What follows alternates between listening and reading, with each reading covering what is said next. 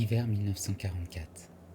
Dans l'obscurité glaciale de la nuit, au cœur d'un village isolé en France, les hurlements des loups se mêlaient aux voix des enfants égarés dans les sombres forêts environnantes. Les nuits étaient devenues plus longues, plus sinistres, depuis que la guerre avait emporté tous les hommes du village, ne laissant qu'une vingtaine de femmes et leurs enfants. Il ne subsistait qu'un homme dans ces lieux, le curé. Les femmes s'étaient habituées au chant des loups, mais ce qui se tramait à présent dépassait l'entendement. Depuis quelque temps, des jeunes enfants disparaissaient mystérieusement, laissant leur mère dans un désespoir profond. Aucun indice ne permettait d'élucider ces énigmatiques disparitions. Chaque fois qu'elles entendaient les cris d'un enfant mêlés à ceux des loups, elles savaient qu'un nouveau malheur venait d'arriver.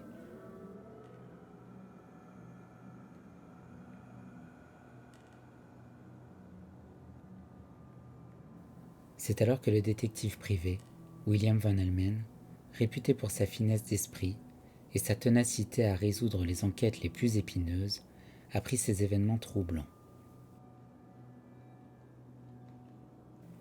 Il sut immédiatement que son devoir était de se rendre dans ce village lugubre pour démêler les fils du mystère et découvrir la vérité.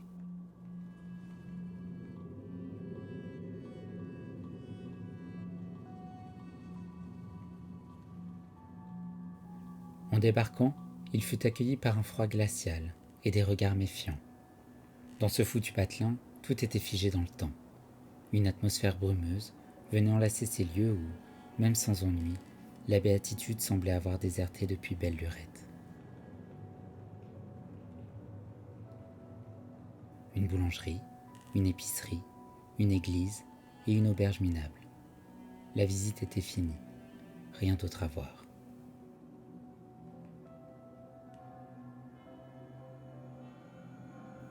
Les villageoises étaient superstitieuses et n'appréciaient guère que des étrangers s'immiscent dans leurs affaires depuis les départs de leurs maris et leurs jeunes fils.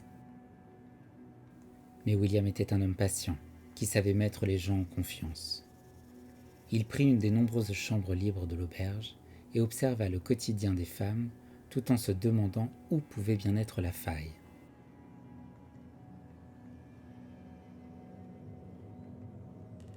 Il commença à interroger les mères des enfants disparus, mais aucune ne pouvait lui fournir d'explication satisfaisante.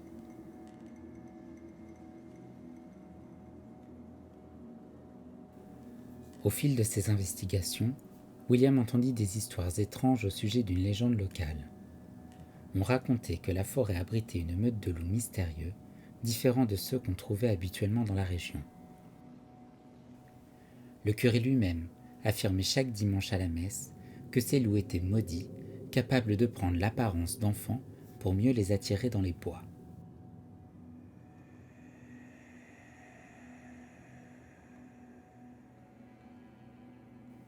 Au départ, William ne considéra ces récits que comme des contes superstitieux, destinés à maintenir les villageoises et leurs jeunes enfants loin des bois, et surtout sous l'emprise d'un curé et son église.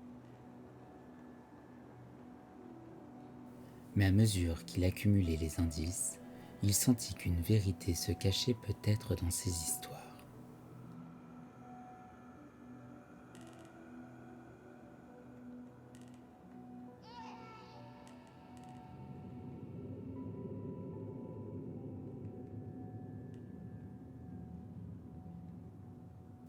Un soir, après le souper, au chaud dans sa chambre, le détective Van Helmen se replongea dans ses notes quand il entendit le chant des loups. Interpellé, il posa son stylo, se leva de sa chaise et alla ouvrir la fenêtre. Il attendit un moment. Rien. Le froid lui giflait le visage quand il entendit de nouveau les loups. Son cœur se mit à battre la chamade quand le cri d'un enfant vint se rajouter au hurlement. Il prit alors une décision audacieuse, se rendre dans la forêt malgré la nuit noire et les avertissements des villageoises. Il voulait découvrir ce qui s'y cachait réellement.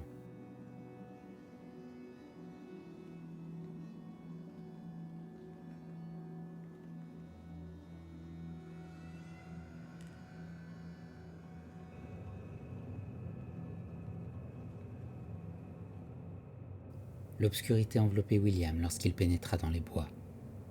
La lune, qui d'habitude était une de ses meilleures alliées, avait elle aussi décidé de déserter ce village lugubre. Des murmures et des pleurs d'enfants semblaient flotter dans les airs, et les ombres se mouvoir autour de lui, telle une danse macabre.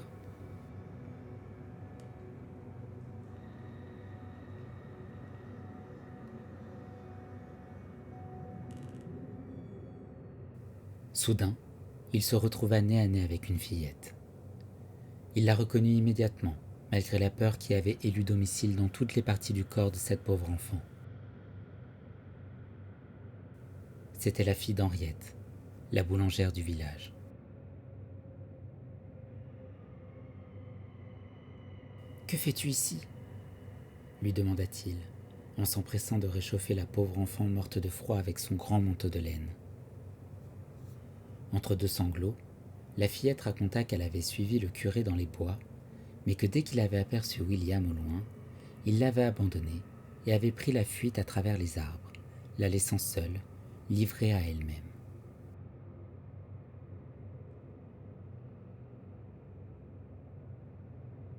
Le curé, respecté par toutes ces femmes, avait été pris en flagrant délit de malveillance.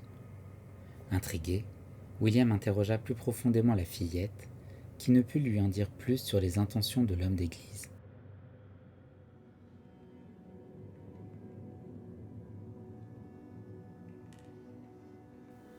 William ramena la fillette en sécurité chez sa mère et lui fit promettre de garder toute cette histoire ainsi que leur rencontre nocturne secrète. Il souhaitait mener son enquête discrètement, sans éveiller les soupçons. Avant de partir, il conseilla à Henriette de cacher son enfant et dès l'aube, crier dans tout le village que sa fille a disparu.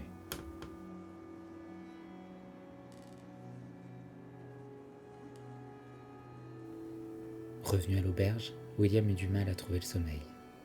Il fit chauffer de l'eau pour se glisser dans un bain brûlant. C'était la seule chose qui pouvait l'aider à se détendre et à mettre de l'ordre dans ses idées.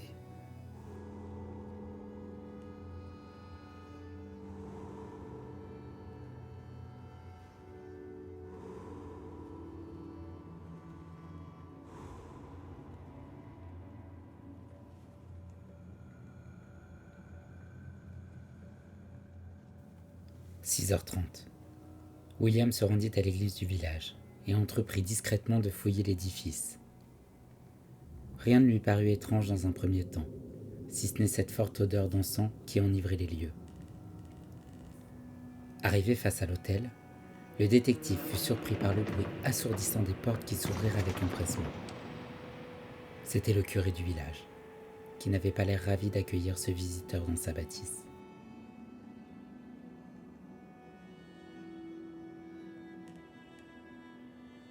« Que faites-vous ici de si bonne heure ?»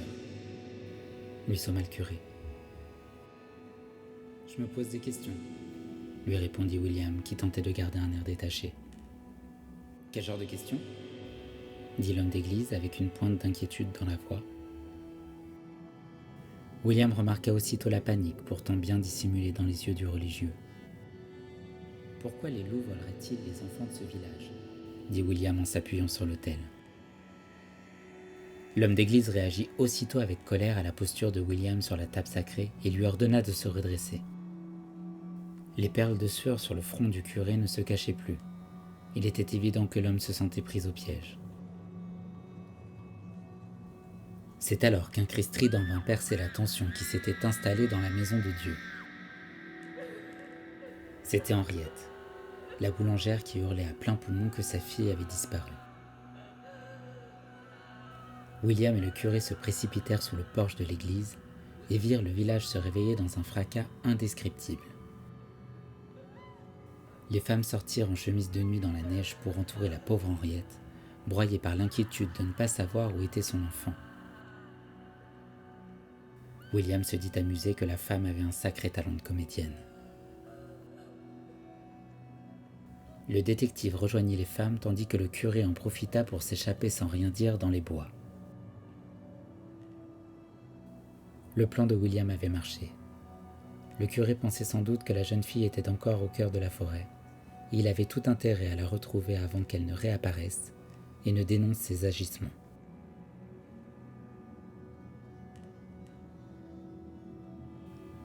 William, assuré que chacun jouait son rôle, fit demi-tour pour retourner dans l'église.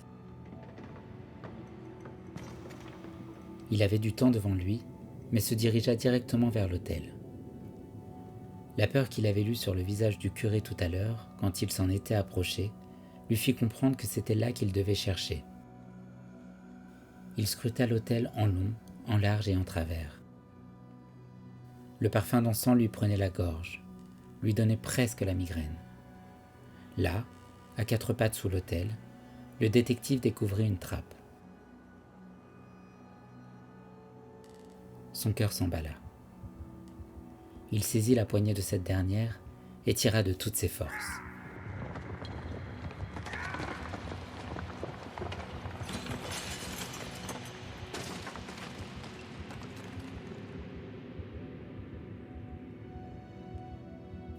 L'impensable se présenta alors sous ses yeux. Là, sous l'autel, dans ce trou d'à peine 6 pieds de fond, se trouvaient les corps des enfants disparus.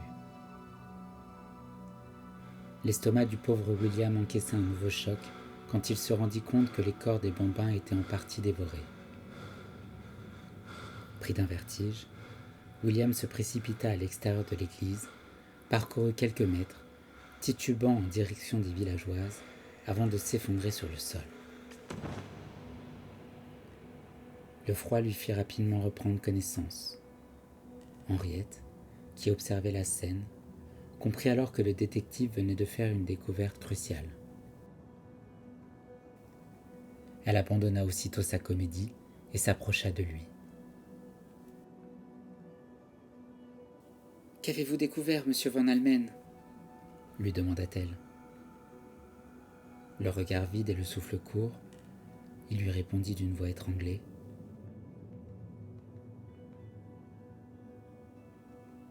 « Le curé est un ogre. »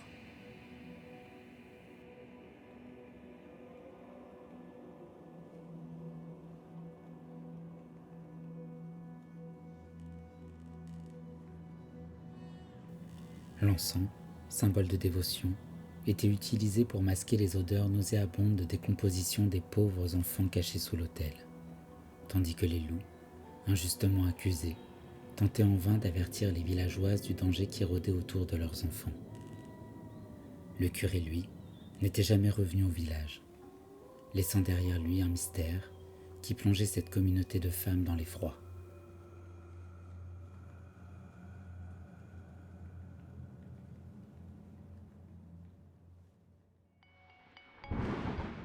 Vous êtes arrivé au bout de cette histoire.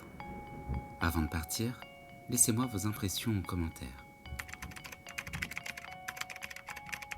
Ce podcast est produit de manière entièrement indépendante, sans promotion sur les réseaux sociaux. Si vous souhaitez m'aider à continuer à publier des épisodes, abonnez-vous à la chaîne et partagez vos épisodes préférés autour de vous.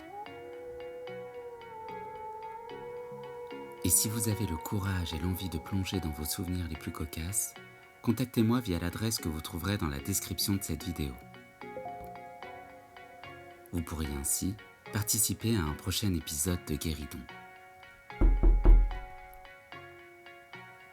Le podcast Guéridon est une création originale d'Elliot Gordon Rix. Cet épisode a été produit, réalisé, monté et présenté par Elliot Gordon Rix. Je vous donne rendez-vous dimanche prochain avec un nouvel invité. Et d'ici là, n'oubliez pas de